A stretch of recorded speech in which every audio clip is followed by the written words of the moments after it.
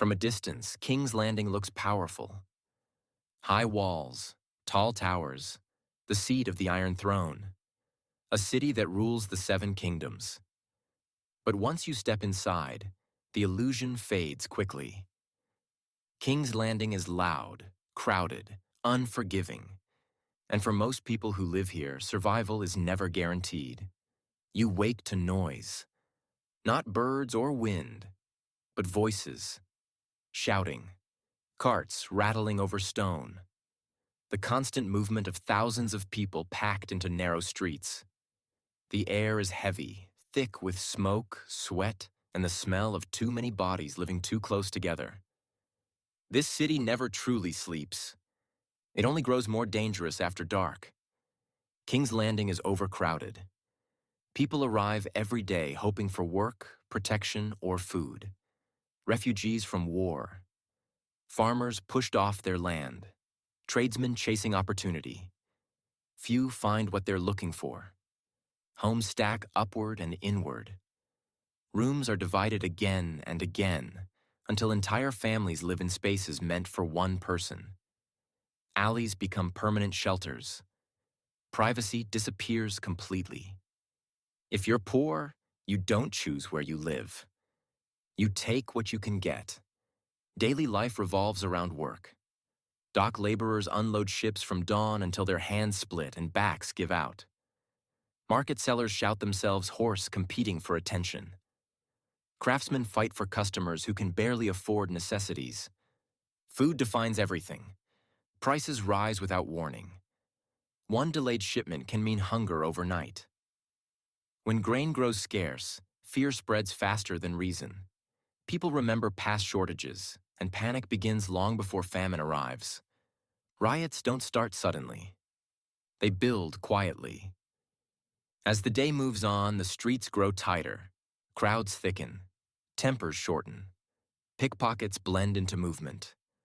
Arguments break out over space, over insults, over nothing at all.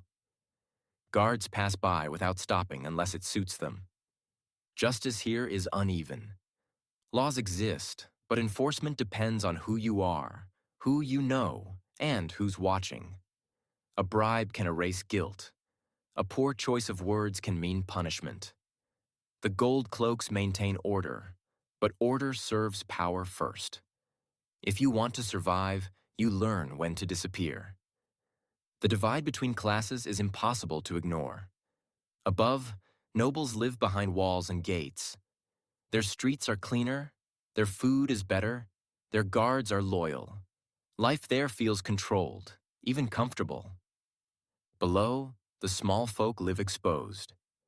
When violence breaks out, it happens here. When disease spreads, it spreads here. When punishments are made public, it is these streets that fill with silence and fear. The city's wealth rises upward. Its consequences fall down. As night approaches, the city changes. Shops close. Fires are banked carefully. Doors are barred. Those who can afford it retreat indoors. Those who can't stay in the streets, watching shadows stretch longer. This is when King's Landing feels most dangerous. Torches flicker. Drunken arguments turn violent. Gangs emerge from places people avoid during the day. One spark can start a fire that no one can stop. At night, survival depends on being invisible. Disease is a constant threat. Too many people, too little sanitation. Water sources are unreliable. Waste piles up. When sickness comes, it moves quickly and without mercy. The wealthy leave the city. The poor stay. Illness becomes another risk to manage, like hunger or violence. Some recover. Many don't. Death here is common enough that it rarely stops the city for long. Life continues around it. Politics weigh heavily on everyday life. Rulers change. Alliances shift.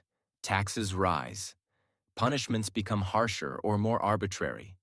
Soldiers fill the streets one week and vanish the next. Rumors replace facts. The small folk don't debate policy. They endure consequences. When power struggles erupt, it's the city that absorbs the impact. Food is redirected, trade slows, fear becomes routine. Uncertainty is the one constant. Despite everything, people stay. Some because they have no choice. Others because leaving is just as dangerous. Roads are unsafe. Work is scarce elsewhere. And hope, however thin, still draws people toward the capital. King's Landing promises opportunity. It rarely delivers. But the promise is enough. Life here teaches restraint. You learn not to speak freely, not to trust easily, not to draw attention. You learn which streets to avoid and which guards to fear. You adapt to crowds, noise, and pressure until they feel normal. Those who survive are not the strongest. They are the most adaptable.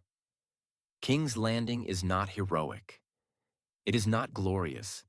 It is a city built on power, sustained by labor, and survived by people who learn to live with constant tension.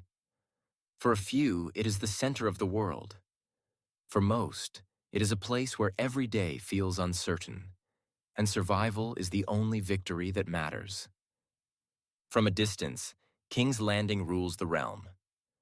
Up close, it consumes those who live inside it. And for the people at the bottom, surviving another day is the only achievement anyone remembers.